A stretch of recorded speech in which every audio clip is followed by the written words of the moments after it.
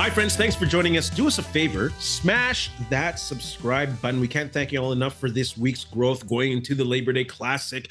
Benny, where can they find us on social media? Yeah, you can find us at Ray Benny Sports. We're on Facebook, Twitter, Instagram, TikTok. Check us out also on Reddit and Discord. And don't forget, leave us a rating on your favorite podcast provider. Let's get right into it. Blue Bomber Talk brought to you by Fahrenheit Airbrushing. Stand out on the ice, pavement, on the field, or in the stands with a custom airbrushed helmet, goalie mask, or any project. A local Manitoba business with affordable solutions. Check out Fahrenheit Airbrushing on Facebook or call them at 204-891-7431. And don't forget to tell them that Ray and Benny sent you. So the Bombers are on a 3-game winning streak. Heater. I hate that word. I hate that word. And it's such a hockey word too. We're on a heater, bud. Yeah.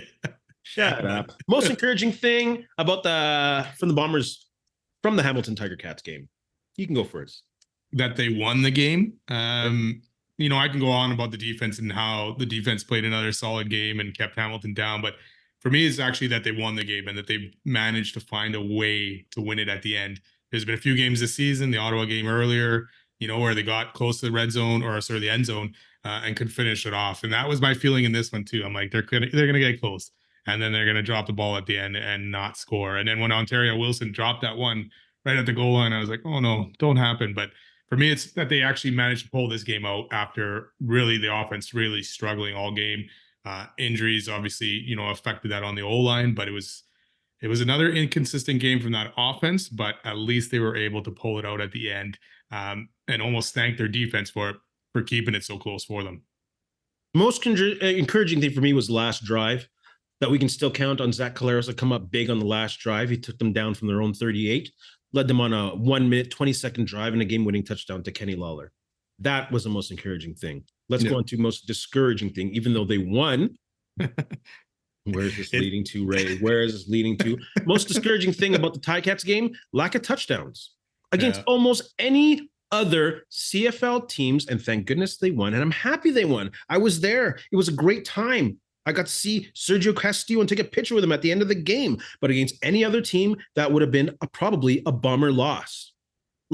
Stopped on the 35 for a field goal. Stopped on the 10. On the 10. Interception by Collaros on that 19. A horrible interception. You had Brady Oliveira open in the flats and you overthrow him right into the Hamilton defender's hands.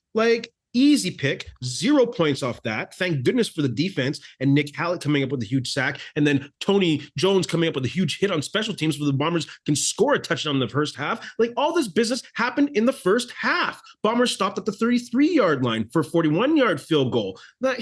That's not good enough. The lack of touchdowns is not good enough, and it's absolutely discouraging still. Was the one on the 10, was that the 2nd and 4 Strevler sneak? What a waste of a Strevler package, but that's another topic that you're opening up now. Yeah, and I it might have been Doug Brown on Twitter and stuff, or someone, but it's just why isn't he throwing every once in a while on those? Or throwing here and there, because you're just making it predictable. He did that 2nd and 4 sneak either the game before, the one before, the last couple games anyways, and it didn't work either. And it left them short that they couldn't even gamble on 3rd down. Yeah. Right? So it's get rid of it. Either that or include a pass, even a dump pass. Do something there. But yeah, I got to agree with you on the discouraging. As much as we're going to praise him for that last drive, that was a disjointed offense. Zach Collaros, yes, losing Stanley Bryant, and then later Gabe Wallace affected the game. But Zach, even when he had time, he made these mistakes. Long ball into double coverage, triple coverage. You're forcing the ball down to Lawler. For what reason? He's not open. Now you're making Lawler jump 20 feet in the air, exaggeration, but also coming down and possibly getting hurt again. He was out for a bit and they were checking his finger. It's come on, man. Be safe. And that dump off to Brady Oliveira where he missed its interception. That's 3 points. But I agree with you. 1 for 3 in the red zone, man. That's got to stop. Yeah. And it's, I don't know, the forcing passes to Lawler. There was other plays where I saw Lawler open later in the game, but he wasn't passing him the ball there. He was still forcing it in certain situations. Zach looked a little bit like a deer caught in the headlights moment, but yeah, luckily he was able to overcome it. But this offense needs to figure things out. They need to figure things out quick. Because like you said, if it wasn't Hamilton, who is all over the map and disjointed themselves, they would have lost this game. What's the main reason why the Bombers aren't scoring touchdowns, do you think? You know what? I'm going to go Brady Oliveira has no touchdowns. No touchdowns. None rushing, none passing or catching. So to me, that was a big eye opener when I was looking around today, thinking that, right? So you getting in that red zone, and Oliveira was cooking on Friday night, right? Yeah. Friday night. He was Yeah. cooking. Yeah. He had some great runs. And then all of a sudden it's like you're letting Zach do it and force it passes. Keep going with Oliveira, man, especially when you're getting down in that red zone. And I know Strevler has 7 touchdowns or whatever it is, right? Mm-hmm. So you're obviously able to rush that, but the red zone numbers aren't good. And Brady Oliveira has no touchdowns. What are we, 11 games into this season? Yeah. That's crazy. And he ran 11 times for what? No, 18 for 120. 20, yeah. 6.7 6.7, average. yes. And you go away from that? Give me a break. Stanley Bryant gave Wallace. 14 red zone TDs this year so far only. They had 42 last year at the end of it, but 14 halfway through the year, or more than halfway. More than halfway through. Yeah. My gosh. So, why should we be stressing like this after a win? Yeah, that's the thing. It's a 3-game winning streak. We were feeling good after the BC games. We were still like, the offense is still not there yet, but getting there. And then you got a Hamilton D coming in. That's been the worst in the league. And I know they made a change. And obviously it helped because Chris Jones is good, I guess, at confusing Zach Collaros for the most part. And he did another pretty good job there. And sometimes only rushing 3 guys. And there, I know the O-line was kind of decimated, but 3 guys, Zach didn't know where to go, and Chris Jones did a good job. So that kind of helped Hamilton. But this game should never have been that close. The main reason why they aren't scoring touchdowns is Collaros, to me, looks like he's being indecisive, especially when they're on between the 30 and 40-yard line. It's puzzling. Like, I can't put it all on his shoulders. Yes, he was under constant pressure with a broken down O-line with the injuries, but just that interception alone that he overthrew Brady Oliveira when you're in absolutely scoring position. Why? Oh, I don't know, brother. Like, I just think that Collaros is really being indecisive on this. And I don't know if it's a confidence thing. I don't know if it's an age thing. I don't know if it's a combination of defensive coordinators finally figuring him out, the lack of an O-line. I'm sure it's a bunch of things. But when it comes down to it, you have a veteran making those mistakes. I'm going to have to put it on his back. I said I wouldn't, but I have to. Yeah, he doesn't have his security blanket that he's had for the last couple of years in Dalton Schoen. Maybe that's changing things. A few rookie guys in there. Maybe he's not trusting what they're doing. But yeah, it's a lot of stuff in the red zone where he's giving up. As much as I want to see touchdowns, I don't want to lose a field goal attempt because you turn the ball over, in the red zone trying to force a pass. Yeah, or slightly off on a pass. Drop that ball somewhere else, take the sack even. Let's get this field goal and get out of here because we're struggling to get touchdowns. You don't want to lose those field goal opportunities too. I don't understand why the Bombers aren't using Oliveira more as a receiver on the line. Like, you can put 4 receivers out there, an extra O-lineman, have Brady start in the backfield, and then move him to the line. It's a one-on-one matchup with a linebacker. Why aren't they doing those What was that? There was a game this year where Oliveira caught 8 or 9 passes from the backfield. And now it's been very little, if any, since then. Yeah. And I was talking to Nat game going, holy crap, that's way too much. But now it's not even at all. He's very rarely catching the ball out there. I'd even try Augustine every once in a while with a pass out there. That dude, he looked good coming in for a couple plays with his speed. And that seemed to be throwing Hamilton off balance a little bit. Try something different you had Greg McRae doing that stuff. Was it Greg McRae last year doing stuff 29. Like that, right? And they kind of lost that now without him, but they're not doing anything like that. So, maybe use Lucky Whitehead more on that.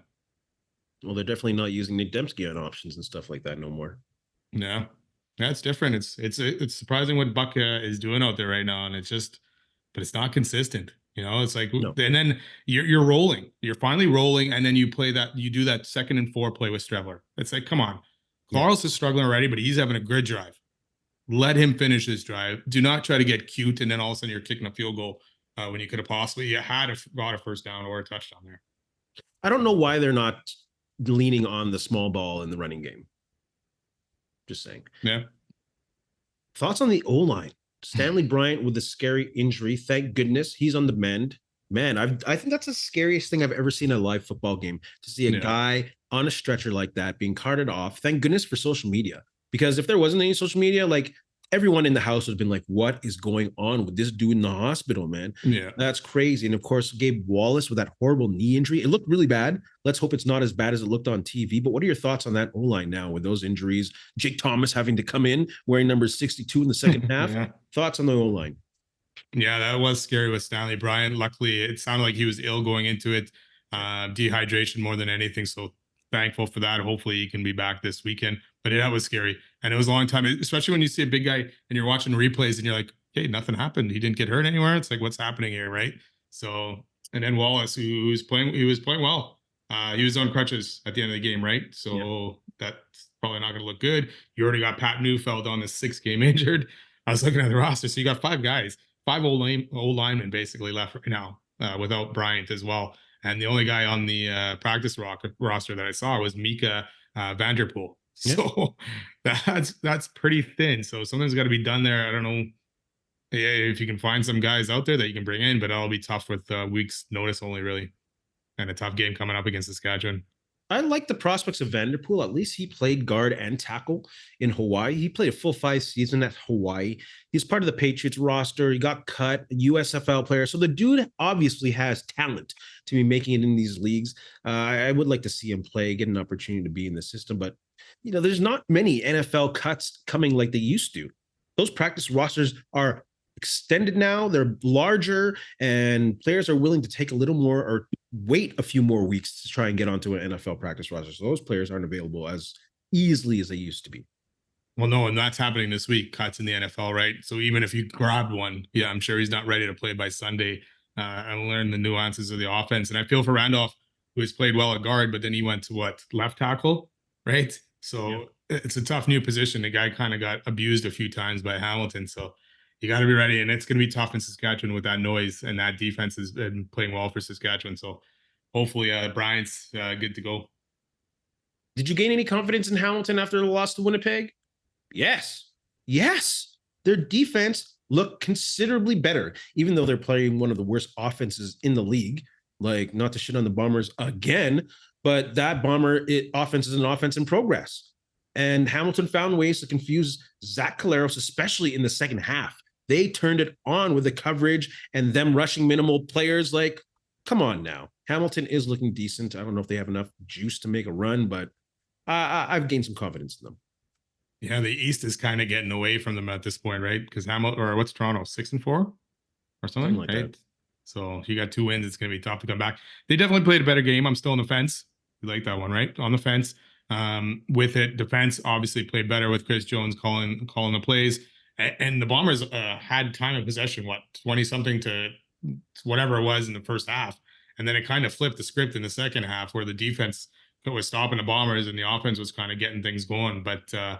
The one good thing, the offensive line, Hamilton had a good offensive line. Bombers couldn't get much pressure there. But at the end of the day, and at the end of the game, Hamilton again showed why they're 2 and whatever by blowing this game when they had this game in the bag. Bo Levi that offense needed a couple more first downs. They needed to do something in their last few drives, and they just couldn't get it done. And that just shows that Hamilton's not quite there yet, but they looked a lot better in this game than they have previous weeks. So did you gain any confidence in Hamilton? I would say a little bit. I mean, yes, some confidence, but no, at the same time, that confidence. If they would have won this game, I would have said yes. But them blowing it at the end kind of takes away any confidence, or I don't know, some of the confidence that I gained in them. So I'm probably even on them. Let's go even. I didn't gain any confidence on them. Let's go to that. Really? After you saw them perform all the way they have, and for them to actually, their defense to show up and show that they can be with one of the top tier teams right now in the CFL? Like you said, this offense, though, Bombers is struggling. You lose 2 old linemen in this game. One is the best left tackle in the game, and you still couldn't find a way to end up beating them after you took the lead. That's what I said. The confidence that I thought I had in Hamilton kind of slowly dissipated by watching the defense revert back to its old self and give up a 70-yard drive to lose the game. So we'll see over the next couple of weeks. I don't expect them to go into this Labor Day matchup with Toronto and win that. And Bo Levi, like I said, had chances to finish this game. That offense had chances to finish this game, and they couldn't do it. Tip the Bierstein, player of the game. I'm going to give it to Sergio Castillo.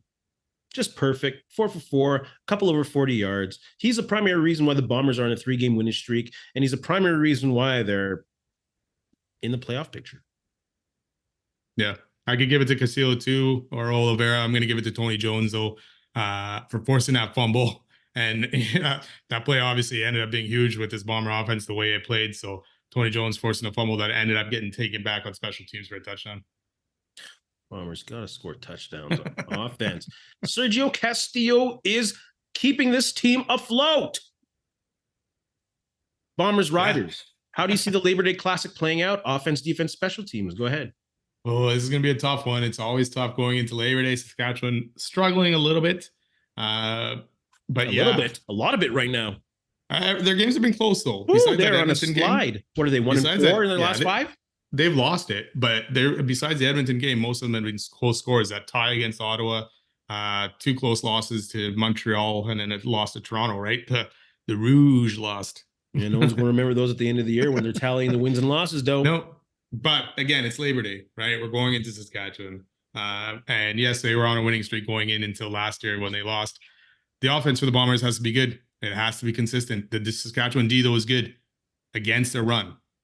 Passing wise, they're still struggling a little bit, even though they have Roland Milligan, who's leading the league in interceptions at 6. And the Saskatchewan D causes a lot of turnovers in that terms. I was looking at it, they got at least 12 interceptions, a few forced fumbles. So the Bombers offense needs to play a clean game. And depending on this O-line and who's starting for it, this could be a struggle for the Bombers offensively. Well, like you're saying, with this O-line and whatever the configuration will be, the Bombers need to get the running game going, and they have to beat the shit out of Saskatchewan's D-line. Let's be real. They aren't going to score a bunch of points on Saskatchewan. I hope they prove me wrong. I hope game time, prime time, Zach shows up and balls out. But, man, this is mosaic. Oliveira has to have 25 plus touches, more than 5.5 yards a carry, and score multiple touchdowns for the Bombers to leave LDC with a win. If the Bombers can't commit to the run and beating the Roughriders' ass all night long with a power game, they are cooked. It's going to be a low-scoring affair. You know, and the running game will set up the big plays, which Saskatchewan is second worst in the league to give up to. But they're not going to get those big plays unless they commit to the running game. You know, why are you going to lean on the passing game against the CFL's league leader in sacks? Like, the Bombers have less than half of the offensive touchdowns than Edmonton has. Edmonton has 34, Bombers have 16. Gross. So get that running game going or they're in trouble. Yeah, but that's part of the problem is Saskatchewan's better against the run than the pass. And the Bombers are obviously better running than the pass right now. So one of those has got to break a little bit, and hopefully it is. If, like you're saying, commit to that Oliveira just pounding it. And hey, if the first few plays go for 2 yards only, don't give up on it, you know, because they did that quickly last time against Saskatchewan. Then they got a few good runs in the second half, I believe, in that game or whatever it was. But yeah, commit to it and go at it. Use Oliveira, pound that line. Defense, what do they got to do?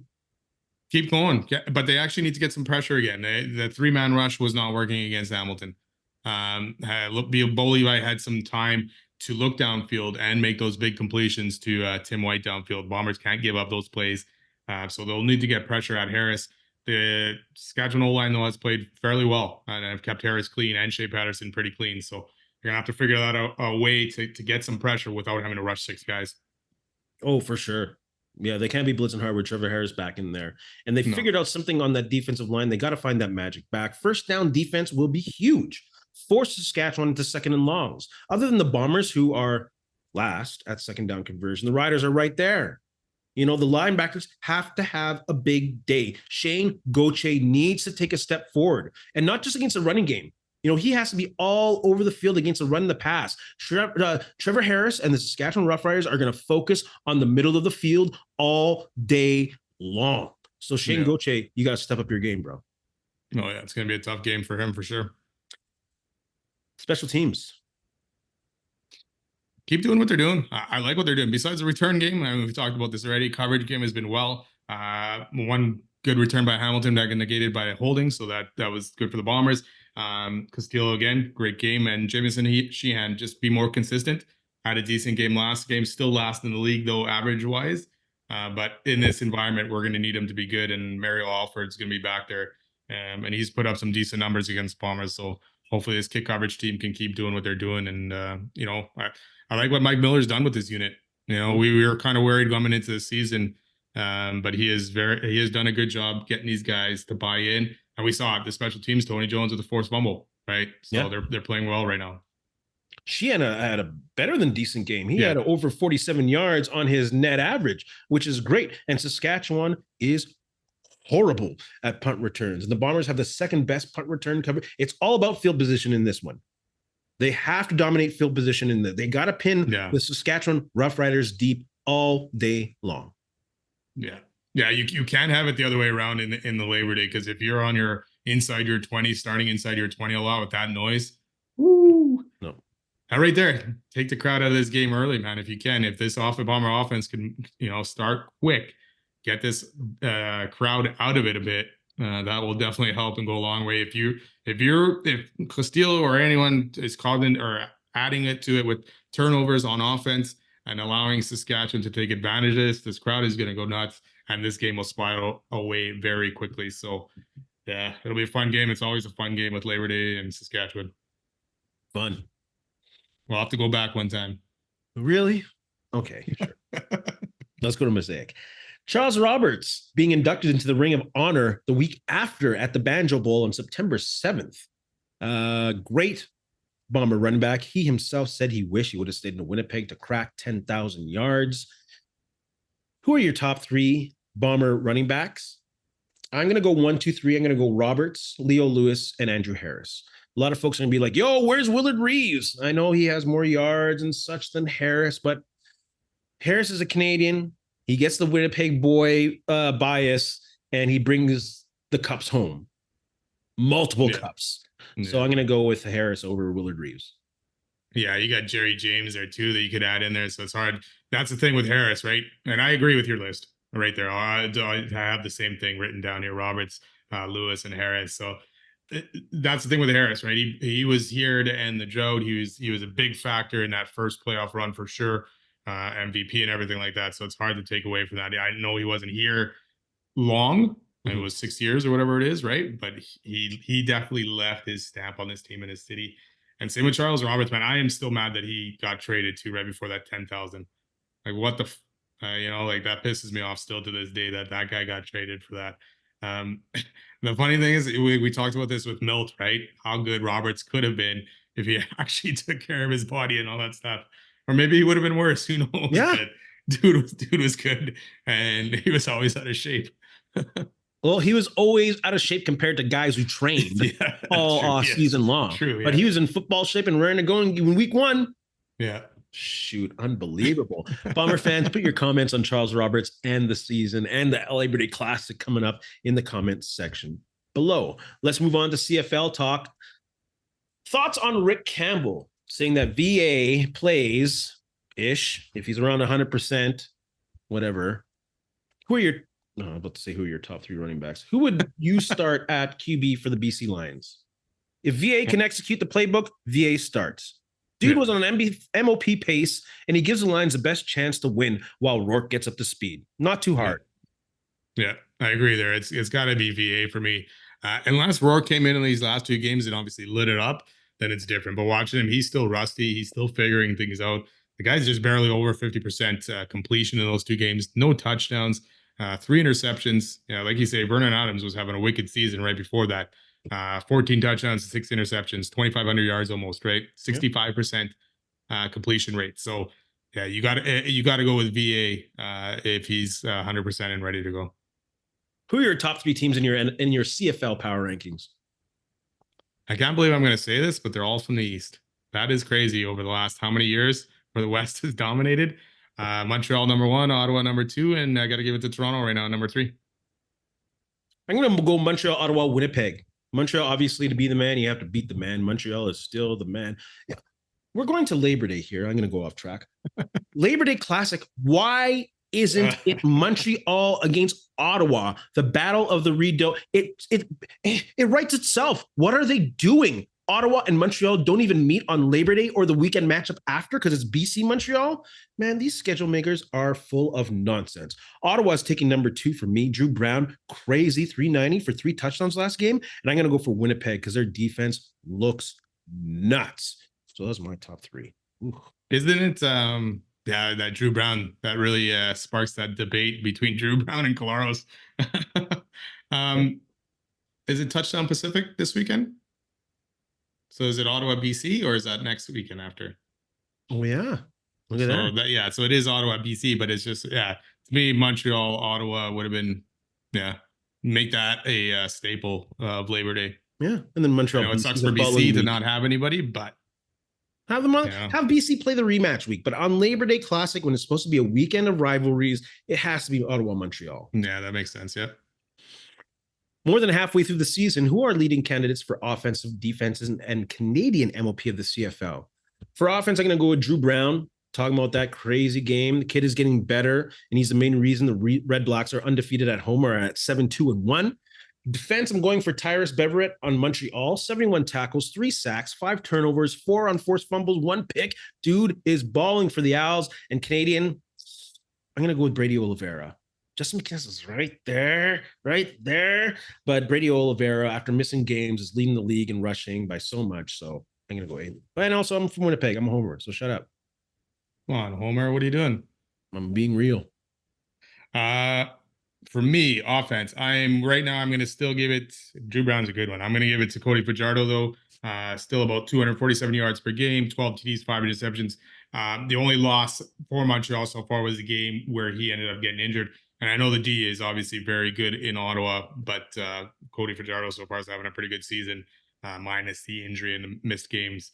Defense, I'm going to Roland Milligan, who the Bombers are going to face this weekend. 66 tackles.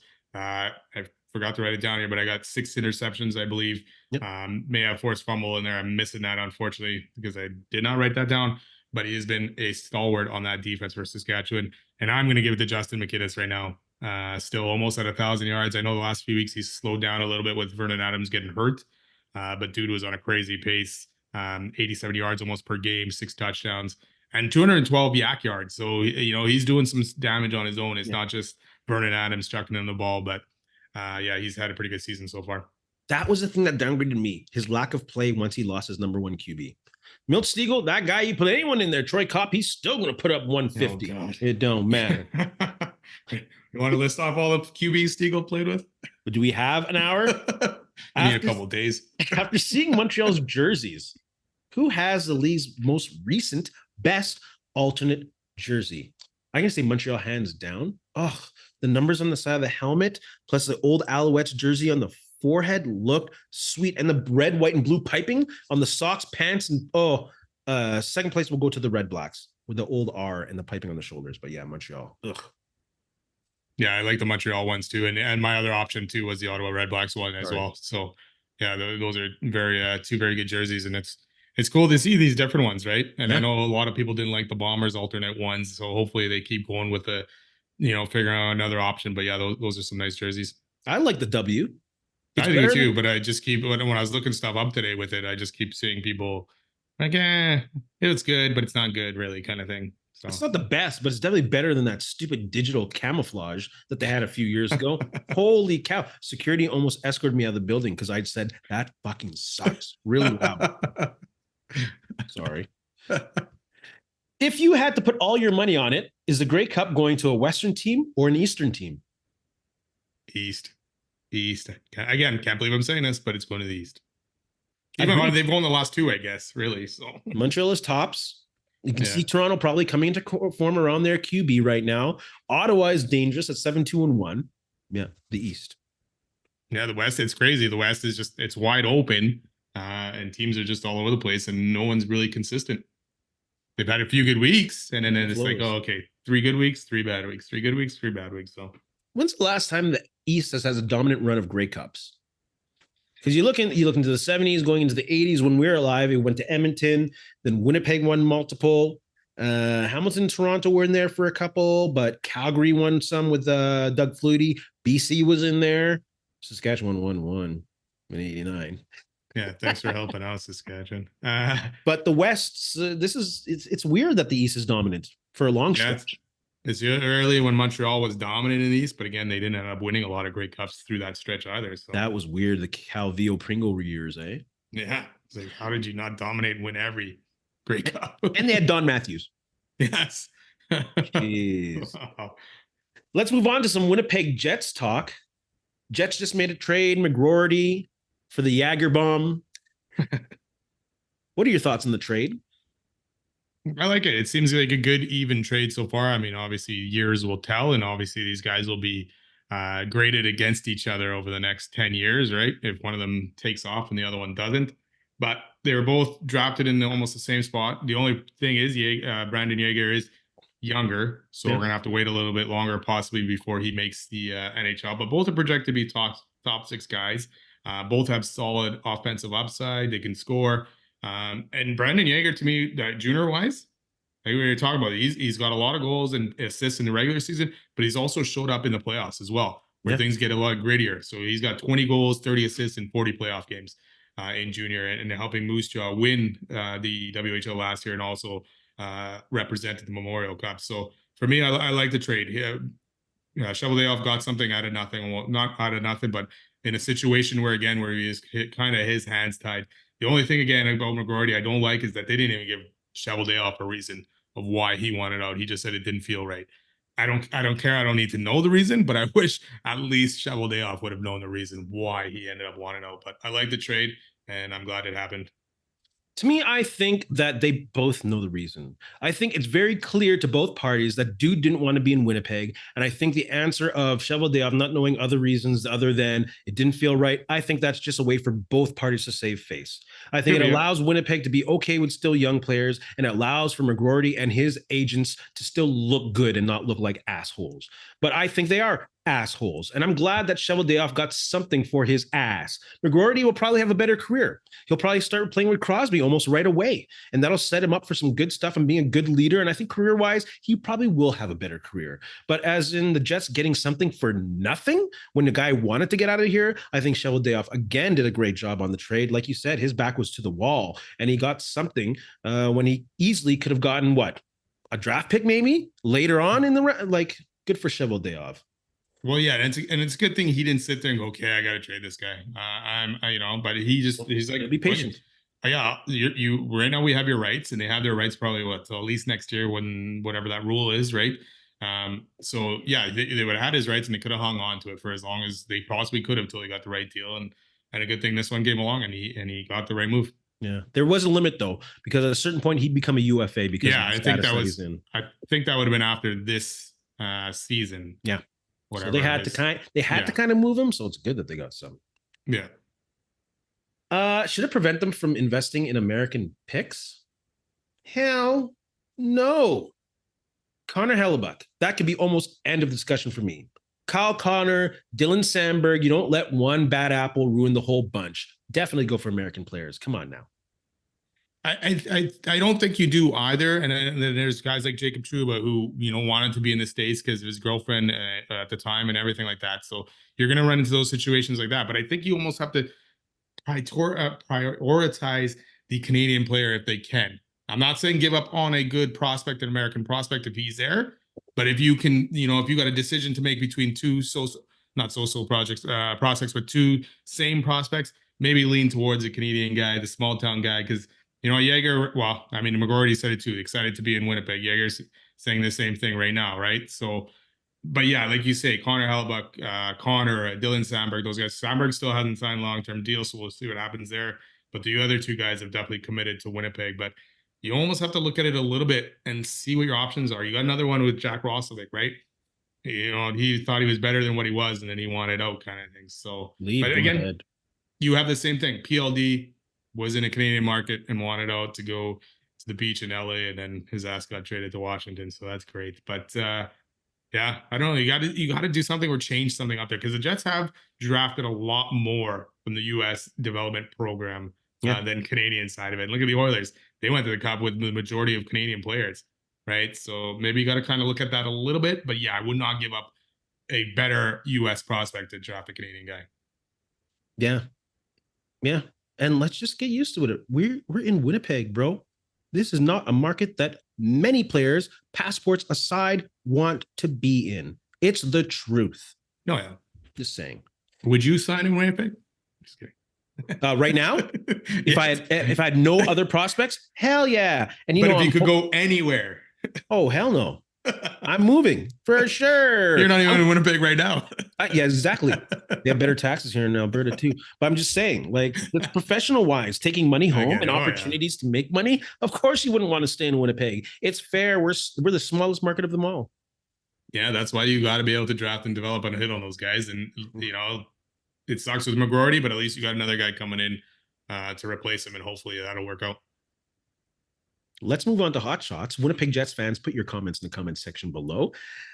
Quick and dirty thoughts on Deion Sanders' reporter ban. That's thin-skinned bullshit. He doesn't like people who don't pump his tires. He's an egomaniac, and now he's an egomaniac with power.